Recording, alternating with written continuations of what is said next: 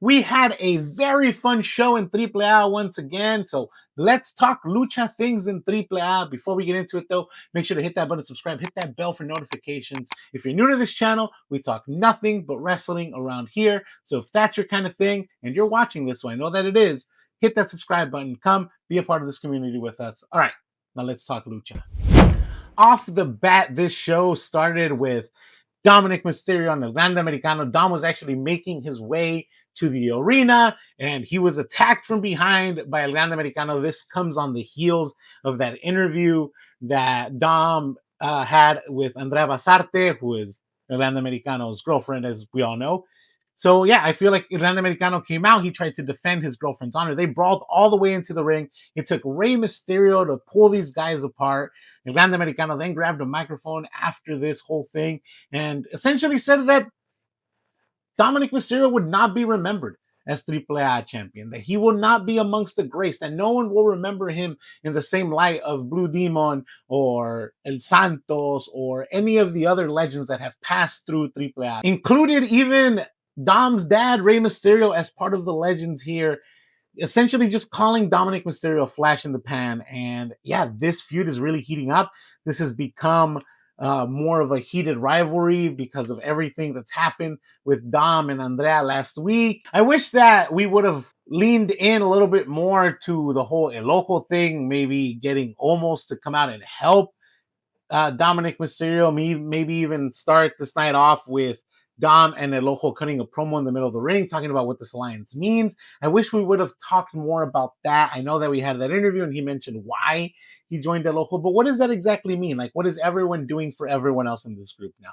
And I wish that we would have gone into that a little bit more, but we didn't get that this week. That's perfectly fine. We might get that next week, but really fun way to start tonight. Really fun way to start to really build up that match that we're going to get in Triple Mania, which is only a month away, by the way. And yeah, I'm looking forward to this match. I'm pretty sure that we're going to get El Grande Americano as the new Mega Campeón for AAA, and he absolutely deserves it. So really great way to start tonight's show. It's going to be hard to top that Máscara versus Máscara match again with El Grande Americano versus El Grande Americano, but it's going to come damn close if not. I really want AAA to add some sort of stipulation to this, maybe an I Quit match, maybe put it in a cage. I don't know.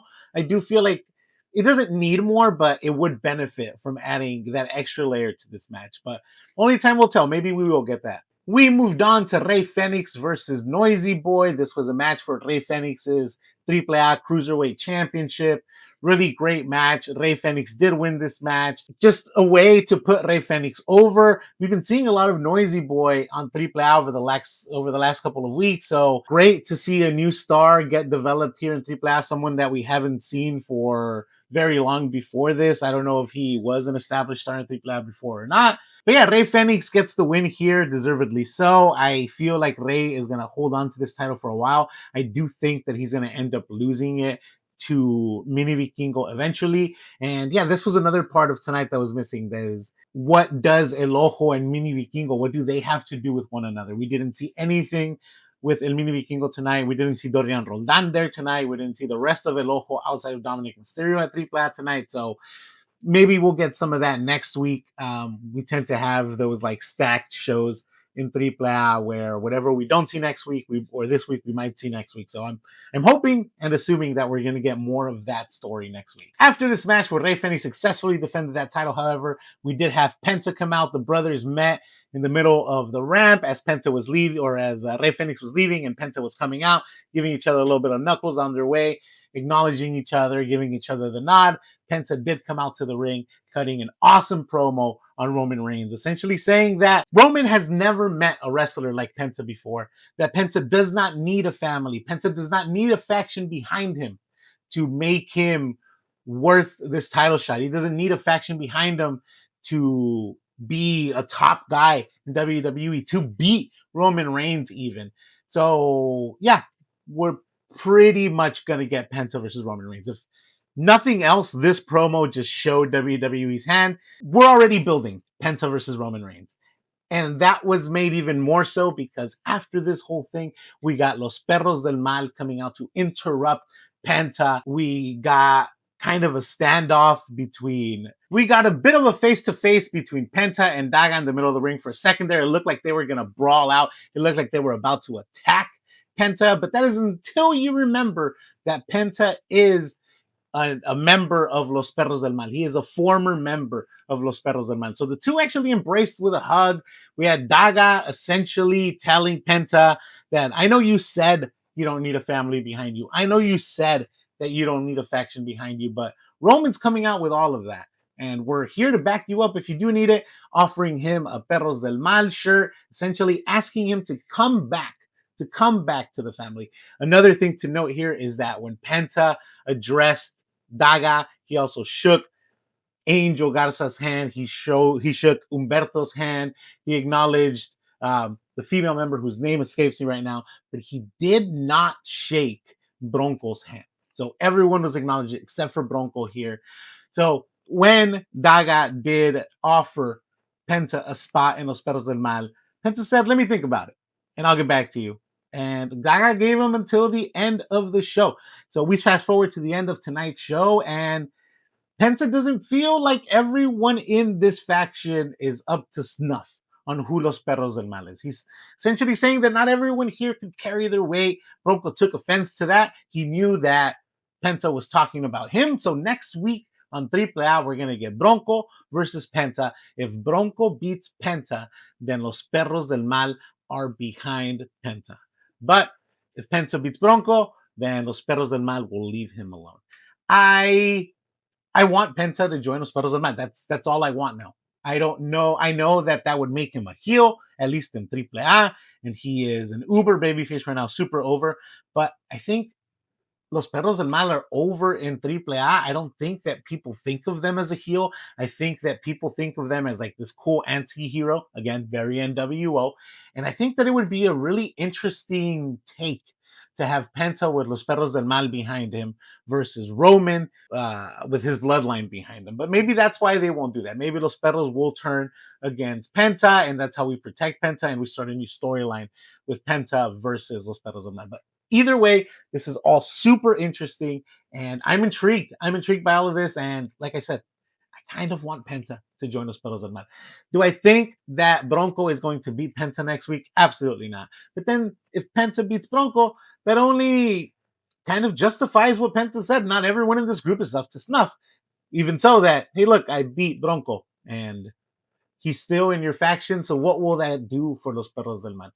We'll find out, but this is all very intriguing, and I'm super into all of this. Our main event of the night was La Parca versus Psycho Clown as part of this number one contenders tournament to face Roman Reigns. The winner of this match would go on to face Penta in the following round of the tournament. So, this is for, what is it?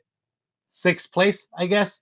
But we did end up having La Parca win this match. Of course, he won with a little bit of interference from this mystery person who has been attacking Psycho Circus. This mystery person who attacked Psycho Clown, was it last week or 2 weeks ago at Verano de Escándalo? We still don't know who this person is, but he essentially took Psycho Clown out today. This all happened while La Parca was dazed. The referee was out. Psycho Clown had this match won, but the ref was out. So then we had this mystery attacker kind of show up. The lights went out, and then the mystery attacker came out. So it's going to be The Undertaker. This mystery attacker, it's The Undertaker. That's the only explanation. Lights go out, lights come back up, and then there's this person with this mask on. So The Undertaker's attacking Psycho Circus. Do with that what you will. Again, this is all super intriguing. I've never cared more about who was attacking Psycho Circus until now. I want to see more of Murder Clown and more of Pagano and more of the other members of Psycho Circus kind of get involved here, maybe watching Psycho Clown's back in case this guy tries to attack him again. I feel like this is going to be a big reveal. I don't know who it's going to be. I don't know if it'll even matter to us, but it's definitely leading towards something big. We're going to get a match between Psycho Clown and this mystery person at Triple Mania. So I'm in on it. I'm really interested in the storyline. Again, something that I wasn't that interested in a few weeks back. So AAA just knowing how to capture the attention of its audience by having just a compelling and fun story, quite honestly. So all in, Penta, like I said, or not Penta, La Parca did win this match, so La Parca did move on. He will now be facing Penta in the next round of this tournament. I think it'll be on a random Monday Night Raw. But like I said, all cards around the table. It's going to be Penta versus Roman Reigns. And I don't hate it, but I just wish we would have maybe highlighted more AAA talent, maybe gotten an actual AAA guy, whether it be El Fiscal or El Hijo del Vikingo, El Abismo Negro, maybe not El Hijo del Vikingo because he's out injured, but El Fiscal, El Hijo del Dr. Wagner Jr., or El Abismo Negro Jr., I don't know, somebody else. Hell, like I said before, give me Mini Vikingo. That match sounds super fun in my head. So I just wish that we would give those guys an opportunity to shine, an opportunity to like prove themselves in front of a bigger audience with WWE, with the WWE World Heavyweight Championship on the line, with against Roman Reigns, you know, arguably the most popular person in WWE right now. But it's going to be Penta. It's going to be fine. It's going to be a really good match. But I don't know. It just feels a little bit like, we should have given the AAA guys a little bit more of a shot. But this is where we are. Really fun show. A lot of interesting things happened. This is one of the best hours of wrestling that you're going to see week after week. If you're not watching AAA, first of all, I don't know why you're watching this video, but go watch AAA. It's a fun show. It's a fun show. Everything that happened tonight is leading to something. There aren't any missed moments in an hour-long show. I wish that we would learn more about Mini Vikingo and El Ojo and what that means. I wish that we were to get more of El Fiscal, and I wish that we would get more of Mini Vikingo and El Ojo. I wish that, which we're probably going to get next week, I wish that we would get more of the story with Galeno and Omos, which kind of seemed to have fallen off a little bit. I thought that that would be a Triple Mania match. It might still be, but we haven't really talked about it in a few weeks. I wish that we would get more of El Abismo Negro versus El Fiscal. Maybe we'll get that. Maybe we'll get that next week when El Fiscal faces off against, I think it's Rey Fenix on Monday Night Raw, but it's on Monday Night Raw, so I doubt it. But yeah, I just wish that this show was longer so we can get more of the stories that keep me coming back. But maybe that's the reason it keeps coming back. So next week, we'll probably address some of those, probably not all of those, but definitely some of those. And I'll be here for it. Come check out AAA. A lot of fun. This is not a plug. I don't know why I'm doing this, but check out AAA. It's the best wrestling show on TV every week. I rambled on for too long up until this point. Anyway, since you made it this far, make sure to hit subscribe, make sure to drop a like, make sure to drop a comment, make sure to do all of the things that you do.